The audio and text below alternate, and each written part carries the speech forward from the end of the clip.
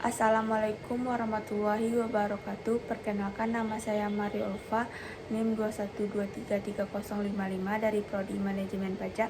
Pada kesempatan kali ini saya akan membacakan tugas akuntansi keuangan 2. Contoh soal: pinjaman yang diberikan 400 juta rupiah, tingkat bunga 10% dibayarkan setiap akhir tahun.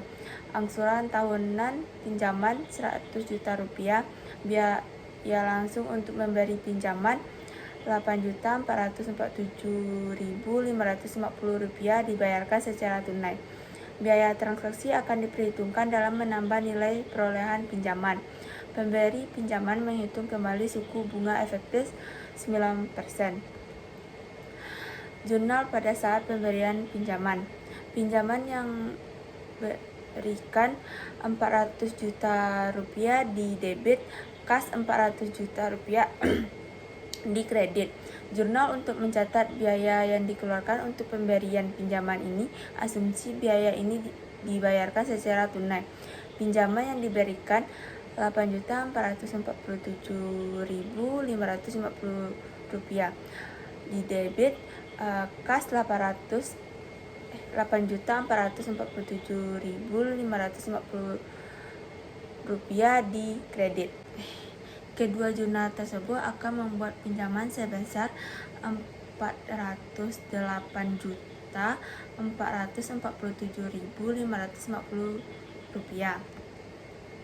Jurnal pembayaran bunga akhir tahun pertama, pembayaran bunga dan angsuran pertama, kas 140 juta di debit, pinjaman yang diberikan 103.239.721 rupiah di kredit, pendapatan bunga 36.760.280 di kredit.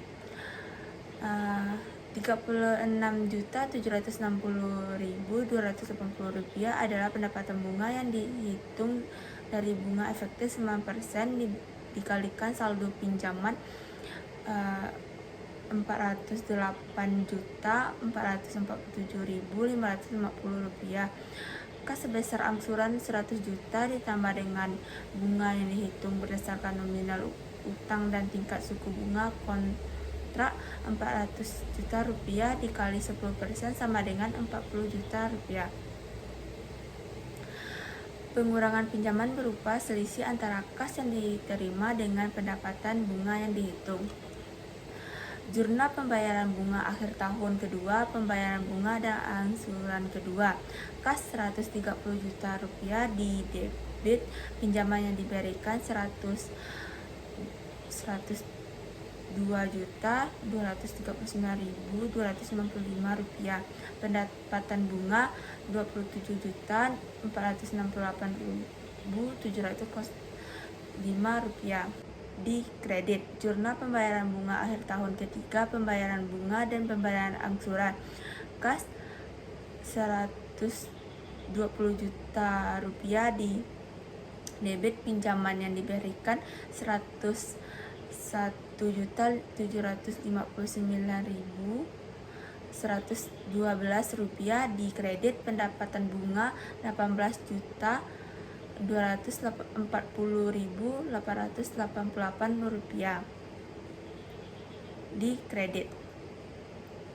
Jurnal pembayaran bunga akhir tahun keempat, pembayaran bunga dan pelunasan, kas 110 juta rupiah di kredit, pinjaman yang diberikan 100.917.422 rupiah di kredit, pendapatan bunga 9.082.578 rupiah di kredit.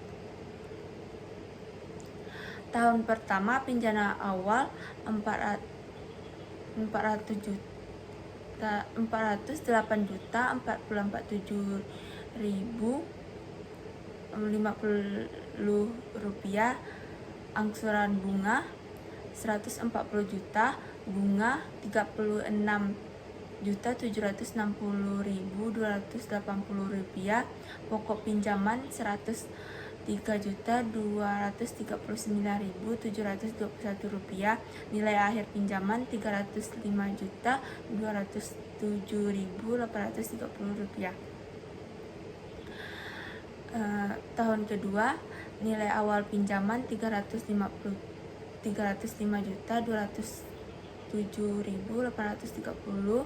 angsuran bunga Rp130.000, bunga Rp27.468.705, pokok pinjaman Rp102.531.295, nilai akhir pinjam Rp202.676.534.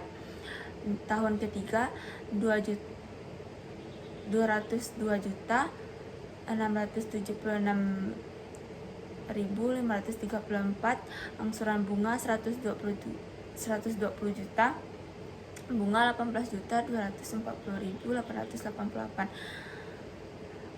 pokok pinjaman Rp101.759.112, nilai akhir pinjam Rp100.917.422. Tahun keempat, nilai pinjaman awal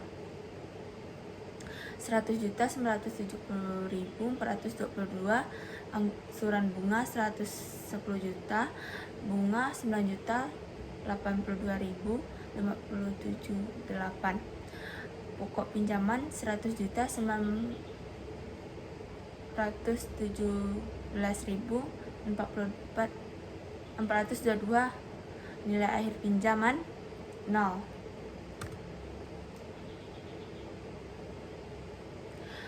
Diskon penjualan pengaruhi pendapatan tapi tidak mempengaruhi piutang. 2. Piutang akan dicatat sebesar nilai setelah dikurangi diskon penjualan.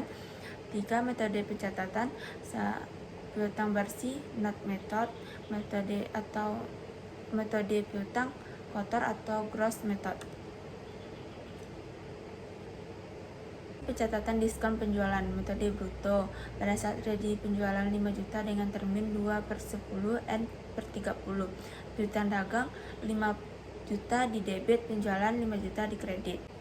Pembayaran Rp4.900.000 pada periode diskon. Kas Rp4.900.000 di debit, diskon penjualan Rp100.000 di debit, piutang dagang 5 juta di kredit. Pembayaran 5 juta pada periode setelah diskon. Kas 5 juta di debit, piutang dagang 5 juta di kredit. Metode neto.